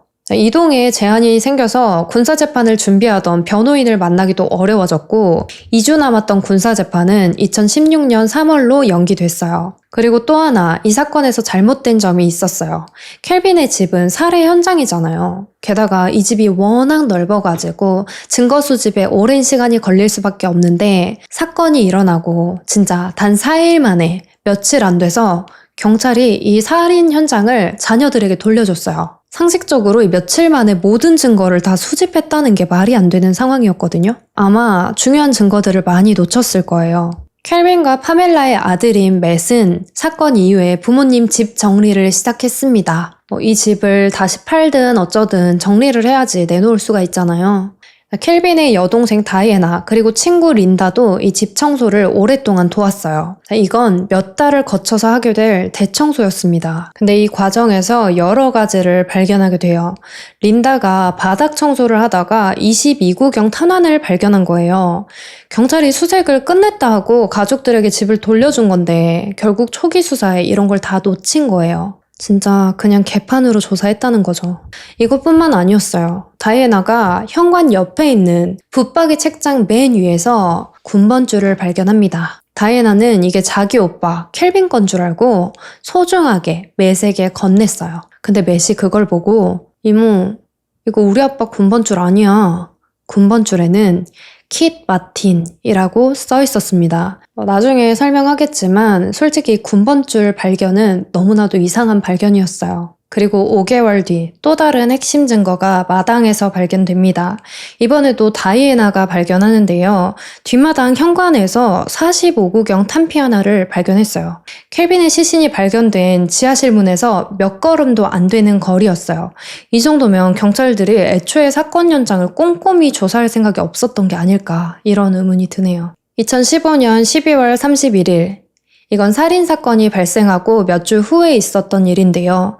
조인이 자기 아이들을 데리고 AT&T 매장에 들어갑니다. 우리나라 SKT, KT, LG 같은 통신 매장이에요. 자, 이날 이곳에는 왜 갔냐? 조인이 아이폰 하나를 들고 들어오더니 직원한테 이거 핸드폰 잠금 좀 풀어줄 수 있나요? 제가 비밀번호를 잊어버려서요. 라고 했대요. 직원은 기기 정보를 확인하기 위해서 매장 뒤쪽으로 갑니다. 당시 이 마을에서 켈빈, 파멜라, 에드가 살해당한 그 사건이 정말 이슈여서 이 사건을 모르는 사람이 없었거든요. 근데 기기 정보를 확인해 보니까 핸드폰의 주인이 파멜라 필립스인 거예요. 직원은 이 파멜라의 이름을 보자마자 너무 소름 돋았어요. 그래서 바로 경찰서에 신고를 하고 다시 조앤에게 가서 혹시 이 핸드폰 왜 가지고 계신 거예요? 핸드폰 주인이 파멜라 필립스라고 나오는데 제가 혹시 몰라서 경찰 불렀어요. 이 말을 듣자마자 조앤이 아니에요, 됐어요 이러면서 애들을 데리고 매장을 황급히 빠져나갔습니다. 그리고 이 모습이 CCTV에 고스란히 찍혔어요. 파멜라 필립스의 핸드폰은 경찰서에 회수됐습니다. 경찰이 조앤에게 연락해서 도대체 파멜라 필립스 핸드폰 왜 가지고 계신 거냐 물었어요. 조앤은 저는 이 핸드폰이 그 여자 건지도 몰랐어요. 며칠 전에 우리 애들이 집 근처에서 놀다가 나무 옆에서 주웠대요. 근데 제가 비밀번호를 풀어보려고 여러 번 시도하다가 공상 초기화 됐어요. 참고로 아이폰 설정에 비밀번호를 10번 연속으로 계속 틀리면 공장 초기화가 되도록 설정할 수 있거든요. 아마 파멜라가 그 설정을 켜놨나 봐요. 근데 조앤은 도대체 왜 이 핸드폰 잠금을 풀려고 집착한 걸까요? 이 일은 별 문제 없이 그냥 넘어가요. 이 경찰들이 조앤의 말이 맞는지 확인하기 위해서 무슨 수사를 했냐면 아이들이 집 근처 나무에서 발견했다고 했지? 그럼 집 근처 나무가 정말 있는지 확인해보자. 이러고 나무가 정말 있네? 조앤의 말이 맞겠지 하면서 그냥 별 의심 없이 지나간 거예요. 아니 이게 진짜 말이 되나요? 실제로 이 핸드폰을 아이들이 주었고 조앤이 별 생각 없이 그냥 비밀번호를 풀고 싶었던 걸 수도 있어요. 하지만 이때는 사건이 일어난 지 몇 주 안 된 상태였고 이 마틴은 용의자로 지목될 때 옆집에 살았다는 이유, 그리고 마틴의 재판에 켈빈이 곧 증언할 예정이었다는 거, 이 두 가지로 지목이 된 거잖아요. 정작 죽은 사람 핸드폰을 가지고 있었던 조앤은 추적 조사도 없이 그냥 지나갔다는 게 좀 이해하기 어려웠어요. 조앤이 범인이다 뭐 이런 말이 아니라 경찰들의 일관성 없는 수사가 이 사건의 객관성을 무너뜨리고 다 망치는 것 같아요. 어쨌든 이렇게 복잡한 상황 속에서 2016년 5월 드디어 군사재판이 시작됐습니다. 중요한 결론만 말하자면 이 재판에는 조앤의 전남편 카를로스 게라, 그리고 목이 잘려서 죽었다 거짓말했던 첫 번째 남편 마이클 애킨스도 참여했고요. 성폭행, 아동 강간, 가중폭행, 살해 협박 등 대부분의 중대한 혐의에서 무죄 판결을 받게 됩니다. 하지만 기밀 정보 취급 부주의 2건, 그리고 단순 폭행에 대해서는 유죄가 인정됐어요. 이 재판이 끝난 날이 2020년 3월 13일 금요일이었는데 이게 하필이면 마틴의 딸 맥켄지의 결혼식 전날이었어요. 마틴이 판사한테 유죄 나온 부분은 처벌받을게요. 근데 제발 딸 결혼식만은 참석하게 해주세요. 이렇게 부탁했는데 바로 거절당했습니다. 결국 재판은 마틴이 부분적으로 이긴 셈이지만 공식 경고에다가 90일 구금 그리고 육군 불명예 전역, 사실상 군 생활은 완전히 끝난 거죠. 90일 동안 복역하면서 마틴은 최대한 긍정적으로 버티려고 했어요. 그 사이에 로라랑 가족들은 노스캐롤라이나주 이사했고요. 마틴은 복역이 끝나자마자 거기로 합류합니다. 팜브로크에서는 여전히 켈빈과 파멜라 에드 사건을 조사하고 있었지만 경찰이 초기에 용의자로 지목했던 마틴을 살인사건으로 체포할 만한 증거는 없었어요. 이 군사재판 이후에 마틴은 1년 동안 전국 남성연합에서 활동하면서 허위 증언 때문에 부당하게 유죄 판결을 받은 군인들을 위해 목소리를 내기도 했고요. 워싱턴 DC와 노스캐롤라이나주를 왔다 갔다 하면서 상원 의원도 만나고 연방 하원 의원들도 만나고 이 군사법 개정을 위해서 논의하고 힘썼습니다. 그리고 동시에 파일럿이 되기 위해서 집중훈련도 받고 비행기 면허도 취득했어요. 이미 군에서 조종사 경력이 있었고 헬리콥터 조종 면허도 보유하고 있었던 마틴은 PSA, 퍼시픽 사우스웨스트 항공 취업에 바로 성공합니다. 그 뒤로는 그냥 하루하루 가족들과 시간을 보내고 열심히 일하고 그렇게 다시 평범하게 살아가고 있었어요. 마틴은 몰랐겠지만 이때도 켈빈과 파멜라, 에드의 가족들은 사건을 해결하기 위해서 엄청난 노력을 기울이고 있었어요. 가족들에게 이 사건은 엄청난 비극이잖아요. 근데 몇 년이 지나도록 범인이 잡히지 않고 있으니까 얼마나 답답했겠어요. 사건이 잊혀지지 않도록 끊임없이 경찰과 정치인들에게 정의를 요구하고 다큐멘터리나 방송 인터뷰에 출연하면서 계속해서 사건을 알렸습니다. 그리고 10만 달러의 현상금 광고판도 세웠고요. 켄터키주 법무장관 앤디 비셔에게 직접 찾아가서 이 사건 진짜 제발 해결해달라고 촉구하기도 했어요. 개인적인 생각으로는 정말 복잡한 사건이고 이 범인을 잡을 만한 단서가 많지 않아서 가족들이 이렇게까지 하지 않았다면 미제 사건으로 남았을 수도 있었을 것 같아요. 결국 2018년 5월에 지방검찰청에서 이 사건에 대한 대배심을 열게 됐어요. 마틴에 대한 기소를 시도하는 거죠. 사건 수사 총책임자인 스콧 스미스 형사는 마틴에게는 켈빈을 살해할 만한 명확한 동기가 있었다고 주장했고요. 탄도학 분석 결과를 제시하면서 이 범죄 현장에서 발견된 총알의 탄피가 마틴의 총과 일치한다. 그리고 마틴의 핸드폰 위치 기록이 그날 새벽 파멜라의 차가 불에 타고 있었을 때 바로 옆에 있었다고 말했어요. 살해 동기 있지, 총알 일치하지, 위치 기록 있지. 이 모든 증거들은 마틴을 체포하기에 충분했습니다. 지금 이 증거들을 잘 기억해 주세요. 뒤에서 이 부분이 꽤 중요한 포인트가 되거든요. 대배심은 기소 결정을 내립니다. 바로 다음날 마틴은 루이스빌에서 4일간의 비행을 하고 중간 경유지에 머물고 있었어요. 그리고 그날 밤에 맷 필립스는 법무장관실에서 섬뜩한 전화를 받게 됩니다. 공적인 전화가 걸려오기에는 많이 늦은 밤 시간이었어요. 여보세요? 지금부터 30초 안에 집을 떠나십시오. 평소에 가지 않는 방향으로 고속도로를 타고 나가세요. 차에 타는 즉시 다시 전화하시고요. 뚝! 맷은 너무 무서웠어요. 이게 무슨 일이지? 누가 우리 집에 폭탄이라도 설치한 건가? 긴급한 상황인가 보다 하면서 노트북, 핸드폰 충전기, 권총을 막 챙겨가지고 차에 올라탑니다. 그리고 바로 다시 전화를 걸었어요. 법무장관실에서는 맷, 드디어 그 순간이 왔습니다. 내일 마틴이 체포될 거예요. 그러니까 이렇게 다급하게 전화해서 당장 집에서 나오라고 한 이유가 지금 마틴도 같은 루이빌에 있으니까 맷의 안전을 확보하기 위해서였던 거죠. 실제로 이렇게 한 이유에 대해서 맷의 안전을 걱정해서였다라고 주장하거든요. 근데 솔직히 이건 너무 과도한 반응인 게 이때 법무장관실은 이미 마틴의 모든 상황을 파악하고 있었어요. 지금 루이빌에 마틴이 있는 이유도 그냥 정해진 회사 스케줄에 맞춰서 비행한 것 뿐이고 평범한 경유지일 뿐이었습니다. 심지어 마틴은 이 맷의 얼굴도 몰라요. 이런 과장된 연출은 여기서 끝나지 않아요. 체포 과정에도 이어집니다. 그냥 간단하게 비행 준비 전에 체포할 수도 있었는데 극적인 체포 작전을 계획하는 거예요. 이때가 주지사 선거 캠페인을 할 때였는데 예비 선거까지 2주 정도밖에 남지 않은 시점이었다고 해요. 참고로 이후에 이 사람이 켄터키주의 새로운 주지사로 당선됐어요. 그리고 이 일에 대해서는 공항에서 체포하는 게 경찰과 시민 모두에게 안전한 방법이었다고 설명했습니다. 어쨌든 재판을 준비하면서 마틴의 변호인은 스콧 스미스 형사의 대배심 증언을 확인하고 막 화가 치밀었어요. 아까 제가 중요한 포인트가 될 거라고 말했던 대배심 증거들 기억나시죠? 그 중에 휴대폰 위치 데이터가 가장 치명적인 증거였거든요. 스미스 형사는 그날 새벽 2시에 파멜라의 차가 불에 타고 있을 때 마틴의 전화가 그 현장에 있었다는 위치 데이터가 있다고 했는데 이 주장이 거짓말이었던 거예요.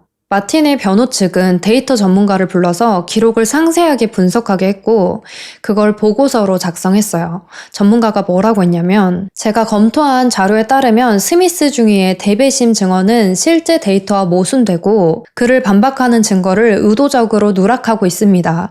특정 도로에 있었다는 주장은 전혀 근거가 없으며 데이터 해석에 대한 심각한 지식 부족을 드러냅니다. 이 펜브로크가 시골이라 휴대폰 기지국이 몇 개 안 되는 데다가 그렇게 좁은 범위의 위치 추적은 거의 불가능했고요. 핸드폰 위치 추적을 하면 반경 80km에서 100km 안에 있다. 이 정도 수준으로 나온다는 거예요. 아니 이 정도면 그냥 마을에 있는 모두가 사건 현장에 있었다고 볼 수 있는 거예요. 켈빈의 집과 파멜라의 차량이 불탄 장소까지 거리가 3km였거든요. 근데 마틴의 집이 켈빈 바로 옆집이었으니까 마틴이 집에 있었어도 위치가 그렇게 뜨게 되는 거죠. 그러니까 파멜라의 차를 태울 때 바로 옆에 있었다라는 증거로는 사용 못해요. 불가능한 주장입니다. 마틴의 기소가 이런 허위 증언에 기반된 거니까 변호인은 바로 기각 신청서를 제출합니다. 근데 거절당해요. 재판이 다가오면서 검찰은 크리스찬 마틴에게 너 살인 공모했다고 유죄 인정하면 우리가 5년에서 13년형 정도만 선고해줄게. 그리고 바로 가석방 심사 자격도 줄게. 거래할래? 이런 형량 거래를 제시합니다. 마틴은 망설임 없이 거절했어요. 그리고 변호 측도 이 제안을 듣고 검찰이 자신 없는 거라고. 만약에 정말 마틴이 3명을 살해한 범인이라고 확신하면 3명이나 죽였는데 몇 년 만에 나올 수 있는 형을 제시할 리가 없다 생각한 거죠.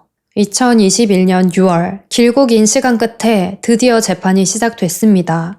이 재판 내용이 유튜브에 전부 올라와 있거든요. 궁금하신 분들은 자세히 한번 찾아보시는 걸 추천드려요. 이 사건에 대해서 제시된 4가지 핵심 증거를 짚어볼 필요가 있어요. 탄도학 증거, 핸드폰 위치 데이터, 증언, 마틴의 집 보안 카메라 영상. 먼저 이 탄도학 증거를 보면요. 켈빈이 45구경 권총의 특수 탄환인 RIP 탄환에 살해됐잖아요. 근데 마틴의 집 어디에서도 이 RIP 탄환이 발견되지 않았어요. 근데 켈빈의 가족들이 5개월 뒤에 마당에서 발견한 그 45구경 탄피 1개. 그건 마틴의 총과 일치했다는 결론이 나왔습니다. 검찰은 이걸 결정적인 단서라고 말했는데 이 주장에도 조금 문제가 있죠. 기존에 켈빈의 몸에 박혀있던 총과는 일치하지 않고 가족들이 5개월 뒤 마당에서 발견한 그 탄피와 일치한다는 건데 경찰이 찾은 것도 아니고 사건 5개월 뒤에 집에서 발견된 걸 이 사건에서 사용된 거다라고 단정짓기에는 조금 의문이 듭니다. 심지어 그 총을 원래 쓰던 사람이 조앤이었거든요. 아무튼 결정적인 증거로 보기에는 조금 부족한 부분이 있는 것 같아요. 파멜라 필립스와 에드 단자로는 다른 총 22구경 권총으로 살해됐는데 실제로 마틴은 22구경 권총을 3개 소지하고 있었습니다. 마틴의 총이 사용됐다라는 걸 배제할 수는 없는 거죠. 핸드폰 위치 데이터에 대해서는 스미스 형사가 대배심에서 거짓된 진술을 했다고 인정했어요. 그리고 또 하나, 사건 이후에 파멜라의 핸드폰을 조앤이 가지고 있었잖아요. 당시 경찰들은 조앤을 의심하지 않고 조앤의 말을 그대로 믿었어요. 그러면서 이 마틴이 파멜라의 핸드폰을 가지고 있다가 조앤을 함정에 빠뜨리려고 조앤 집 마당에 핸드폰을 던져놨다. 이렇게 추측하고 주장합니다. 이게 사실이라면 마틴이 자기 핸드폰이랑 파멜라의 핸드폰을 같이 가지고 있었다는 건데 이게 기술적으로 말이 안 돼요. 11월 19일 위치 데이터를 보면 파멜라의 핸드폰과 마틴의 핸드폰이 완전히 서로 다른 방향으로 이동하거든요. 마틴의 핸드폰은 펜브로크 남쪽, 자기 근무지였던 포트 캠벨 방향으로 이동하고 있었고 파멜라의 핸드폰은 북쪽으로 이동하고 있었어요. 몸이 한 갠데 어떻게 양방향으로 이동을 해요. 그리고 마틴의 알리바이, 그날 퇴근하고부터 로라랑 쭉 집에 있었다고 했고 로라도 진짜라고, 마틴은 저랑 쭉 있었다 그렇게 진술했는데 알리바이 입증은 어려웠어요. 로라가 숨겨주는 걸 수도 있으니까요. 그럼 파멜라의 핸드폰을 가지고 반대편으로 이동한 사람은 공범일 가능성이 있는 로라였을까요? 근데 로라의 위치 기록을 보면 로라가 직장에 있을 때도 파멜라의 핸드폰이 막 여기저기로 움직이고 있어서 그럴 가능성은 없었습니다. 근데 이웃 주민들이 이런 증언을 했어요. 생전에 켈빈이랑 파멜라가 우리한테 무슨 일 생기면 마틴을 의심하라 했다고. 파멜라 직장 동료인 페니 케이스는 파멜라랑 이런 이야기를 한 적이 있었대요. 페니가 왜 추수감사절인데 다른 가족들 보러 안 가? 이렇게 물어보니까 파멜라가 켈빈이랑 나는 절대 동시에 집을 비우지 않을 거야. 우리 둘 다 집에서 나가면 집에 돌아왔을 때 집에 마틴이 우리를 기다리고 있을까봐 무서워. 헉? 왜? 그 사람이 위협해? 파멜라는 우리는 그렇게 생각하고 있어. 만약에 우리한테 무슨 일 생기면 경찰한테 옆집에 사는 그 멍청한 마틴을 좀 확인해달라고 꼭 말해줘. 사실 일반적으로 이런 발언은 증거로 채택되지 않는 진술이라고 해요. 사실 여부를 확인하기 어렵고 말로 전달된 거니까. 변호 측은 그 누구도 마틴이 직접적인 위협을 가한 걸 본 적 없고 켈빈과 파멜라도 마틴에게 실제 위협을 받았다 말한 적은 없다고 주장했는데요. 판사는 그럼에도 이 증언을 허용했습니다. 파멜라와 켈빈이 무슨 이유인지 모르겠지만 마틴을 두려워했었던 것 같아요. 한 가지 추측해볼 수 있는 건 이 발언들이 나온 시점에 마틴이 고용한 사설 탐정이 켈빈에게 여러 번 접촉해서 이것저것 물어보고 했을 때거든요. 뭔가 이 군사재판을 앞두고 마틴이 자기들을 감시한다고 그렇게 생각했을 수도 있었을 것 같아요. 마틴의 집에 보안 카메라가 있었잖아요. 하나는 뒷마당에 있는 현관을 비추고 있었고 하나는 집에 들어오는 차 진입로를 향해 있었어요. 이 집에는 정문을 비추고 있는 카메라가 없는 거죠. 이 부분에 대해서 마틴은 우리 집 정문은 정문 아니다. 이 집에 이사 왔을 때 정문을 내가 고치려고 계속 시도했는데 결국 문을 못 고쳐가지고 저거 사용할 수 없는 문이라고. 그래서 거기에 카메라 설치할 필요가 없었다는 거예요.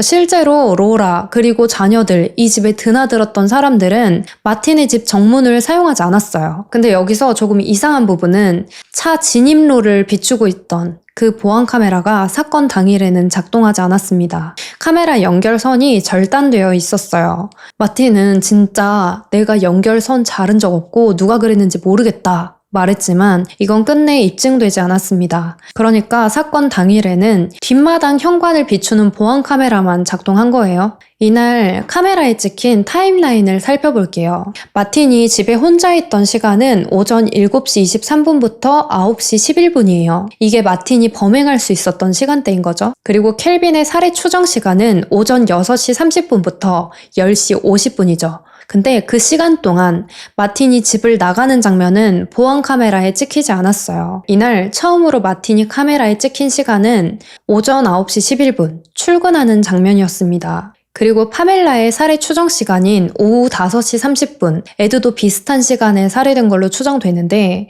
오후 5시 23분 로라의 자녀들이 저녁을 먹으러 나가는 모습이 보안 카메라에 찍혔고요. 집에는 로라와 마틴만 남아 있었어요. 로라는 이날이 결혼 기념일이었고 아이들 없이 단둘이 집에 있는 게 정말 오랜만이라 계속 붙어 있었다고 말했습니다. 그리고 말릴라록이 이날 3번이나 켈빈의 집을 왔다 갔다 했잖아요. 그리고 그 사이에 마당에 주차되어 있던 켈빈의 차 방향이 바뀌어 있었고요. 그러니까 마틴이 정말 범인이라면 적어도 30분 이상 로라 몰래 집을 비웠어야 했을 거고 뒷마당 카메라에 찍히지 않도록 하기 위해 어려운 정문으로 나갔어야 했을 거예요. 근데 로라가 공범일 수도 있는 거죠. 아니면 그냥 범죄를 눈 감아주고 있는 걸 수도 있고요. 그리고 성인 남자라면 담도 훅훅 넘을 수 있을 테니까 정문 사용을 못한다고 해서 무조건 거기로 못 나가는 것도 아니에요. 범인이 파멜라 차에 불을 지른 시간은 새벽 1시 45분으로 추정됐어요. 검찰이 마틴의 핸드폰을 조사했을 때 그날 새벽 1시 10분에 알람을 설정해 둔 걸 확인했습니다. 이상하죠? 그때 일어나서 시신을 처리하려고 한 것처럼 보이잖아요. 이 부분에 대해서 마틴은요, 집에서 사용하는 프로판 난방이 너무 추워가지고 항상 이 시간쯤 한번 일어난다고 해요. 이때 일어나서 히터 상태를 한번 확인하고 자야 된다고. 로라도 실제로 이 알람을 들었고 중간에 일어나서 화장실을 갔었는데 그때도 집에 마틴이 있었다고 말했어요. 이 모든 증거들은 마틴의 무죄를 완벽하게 입증하기도 어렵지만 검찰의 주장에도 의문을 남겼어요. 검찰이 제시한 모든 법의학 증거 중에 사건과 직접적으로 연관이 있는 건 딱 하나. 사건 발생 5개월 후에 발견된 45구경 탄피. 그거 하나뿐인 거예요. 지문이나 머리카락 같은 DNA는 전혀 검출되지 않았고요. 현장에서 채취된 대부분의 DNA는 피해자들 거였어요. 저는 이 사건에 대한 조사가 너무 아쉽다고 느껴지는 게 마틴 말고도 이 사건에 대한 잠재적 용의자들이 있었거든요. 현장에서 마틴, 파멜라, 켈빈, 애들 것이 아닌 정체불명의 DNA 인물도 하나 있었는데 조앤이나 조앤의 남자친구 그런 주변 인물에 대해서는 아무런 조사도 이루어지지 않았어요. 살인사건이 일어난 다음 날 조앤이 출근해서 평소랑 다르게 엄청 들떠있고 흥분된 태도를 보였다고 해요. 하루 종일 그 사건 이야기를 하고 그 사건에 엄청 집착했어요. 그리고 이 조앤이 자기 가게 매니저인 리사에게 이런 말을 해요. 켈빈을 죽인 사람이 켈빈이 키우던 뱀들을 집에 풀어놨대요. 이 발언은 꽤 중요합니다. 뉴스 언론 보도, 경찰들 이야기, 그 어디에도 이 뱀에 대한 이야기가 없거든요. 리사는 이날 조앤의 발언이 다 너무 불안하게 느껴져서 스콧 스미스 형사에게 직접 신고를 했습니다. 이 통화에 대한 내용이 스미스 형사의 보고서에 기록돼 있었어요. 리사는 형사님이 꼭 알아야 할 게 있어요. 뭔데요? 오늘 저희 직원 조앤이 출근해서 하루 종일 그 사건 있잖아요. 그거에 대해서 이야기했는데 갑자기 켈빈을 죽인 범인이 애완뱀을 집안에 풀어놨다고 말했거든요. 사실인가요? 형사는 뱀이요? 그런 말은 처음 듣는데요? 그쵸? 저도 처음 듣는 이야기라 만약에 이게 진짜면 제 생각에는 살인에 직접적인 관련이 있는 사람만 알 것 같은 정보라서 한번 조사해보세요. 스미스 형사는 이 신고를 별로 중요하게 생각하지 않았습니다. 따로 조앤을 조사하지도 않았어요. 근데 실제로 켈빈은 뱀을 키우고 있었어요. 말릴라록도 이 켈빈이 키우는 뱀이 있다고 말했는데 조앤이 켈빈과 친했으니까 집에 뱀이 있었다는 사실을 아는 게 이상한 건 아닙니다. 근데 집에 뱀이 있대도 아니고 범인이 그걸 풀어줬대 라고 말했잖아요. 실제로 집에 뱀이 없었고요. 도대체 경찰도 모르는 사실을 조앤이 어떻게 알고 있었던 걸까요? 마지막에는 마틴 본인이 증인석에 섰어요. 자기가 결백하다는 걸 배심원들에게 직접 전달하고 싶어 했습니다. 검찰 측은 마틴이 켈빈을 죽인 이유에 대해서 켈빈이 군사재판에서 증언할 예정이었기 때문에 그걸 막으려고 살해한 거다라고 주장하잖아요. 근데 마틴은 그건 사실과 전혀 다르다고. 오히려 켈빈의 증언은 나에게 유리한 내용이었다. 조앤과 켈빈이 아주 가까운 사이였는데도 불구하고 당시에 켈빈은 조앤이 주장했던 학대, 성폭행, 아동 성추행에 대해서 전혀 모르고 있었지 않냐. 그래서 우리는 켈빈의 증언이 오히려 우리에게 도움이 되겠다 판단했고 무조건 법정에 나올 수 있게 하려고 켈빈에게 소환장을 발부한 거라고. 제가 굳이 소환장까지 발부해서 켈빈을 증인으로 불러놓고 왜 제가 죽이겠습니까? 라고 했어요. 배심원단은 모든 혐의에 대해 유죄 판결을 내립니다. 그리고 크리스찬 마틴은 가석방 없는 종신형을 선고받았어요. 선고 이후에 마틴은 저는 언제나 제 나라를 위해 목숨을 바칠 준비가 되어 있었습니다. 하지만 그들은 이제 제 목숨까지 빼앗았습니다. 라고 말했어요. 마틴의 변호인은 바로 항소를 제기했어요. 사건 5개월 뒤 발견된 45구경 탄피는 증거로 채택돼서는 안 됐다. 전원 증언은 절대 법정에 제출돼서는 안 됐다. 이웃 주민들의 확실하지 않은 증언을 말하는 거예요. 조앤과 엘리아도 법정에서 진술해야 했다. 대체 용의자들에 대한 핵심 증거가 배제됐다. 이게 항소 사유였는데요. 그 중에서도 유일한 법의학 증거인 45구경 탄피. 이게 좀 문제가 있어요. 이 탄피는 사건 발생 후 5개월 뒤에 다이애나가 청소하다가 우연히 발견했다고 한 거거든요. 근데 이 탄피 관련해서 다이애나가 거짓말 탐지기 검사를 받는데 불합격 판정이 나왔어요. 게다가 이 사건 초기부터 매시랑 다이애나, 켈빈의 가족들은 마틴이 범인이라고 굳게 믿고 있었어요. 누군가가 탄피를 나중에 심어놨을 가능성도 있는 거죠.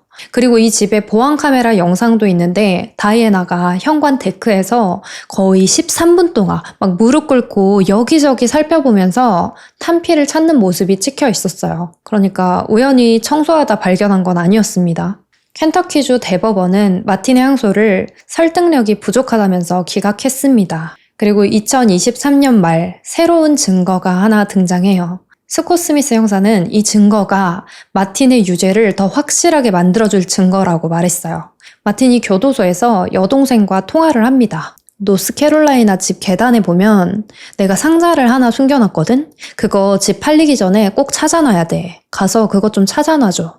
이게 교도소에서 한 통화였기 때문에 형사들은 이 통화를 듣고 곧바로 노스캐롤라이나주 집으로 갑니다. 그리고 계단에서 실제로 마틴이 말한 그 상자를 회수해요. 그 안에 뭐가 들어있었을까요? 거기에는 22구경 AR 소총과 소음기가 들어있었습니다. 이게 발견되고 여러 뉴스에서 폭탄급 증거가 나타났다 이러면서 그야말로 난리도 아니었어요. 근데 마틴의 무죄를 주장하는 사람들도 많았거든요.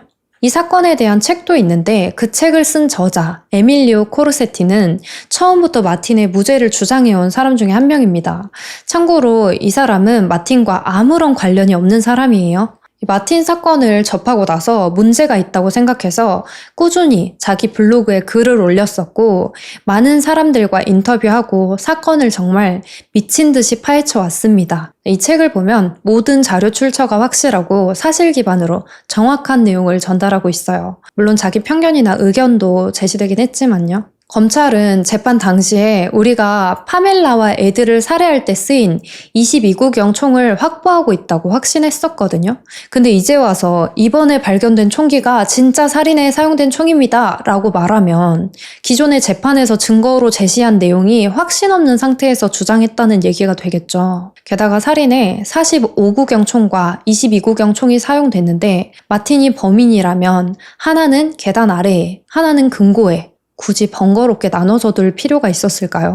제가 범인이라면 두 개를 같은 장소에 숨겼을 것 같거든요. 그리고 애초에 총을 2개 써서 살해한 것도 이상해요. 이것 때문에 범인이 2명이라는 이야기가 나오는 거예요. 그리고 이 사건을 담당했던 스미스 형사는 애초에 용의자를 정해놓고 거기에 맞지 않는 증거는 다 배제해버렸죠. 그런 증거에 대해서는 신고가 들어왔는데도 불구하고 아예 조사조차 하지 않았어요. 그리고 2년 동안 사건을 조사하면서 단 한 번도 마틴과 인터뷰를 하지 않았습니다.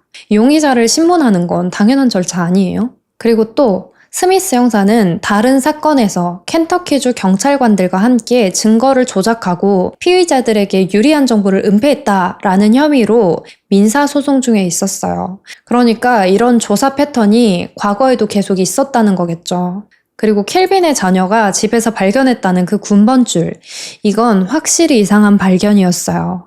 그 군번줄은 실제 군번줄이 아니었대요. 정식 군번줄에는 별명을 쓰지 않는데 킷 마틴이라고 새겨져 있었고 원래는 이 쇠사슬줄로 되어 있는데 그 군번줄은 그냥 끈으로 매달아져 있었어요. 책장 위에서 켈빈의 소지품과 함께 발견됐다는 것 자체가 누군가가 심었을 가능성이 있는 증거라고 생각합니다. 이 사건은 풀리지 않는 부분이 너무 많아요. 많아요.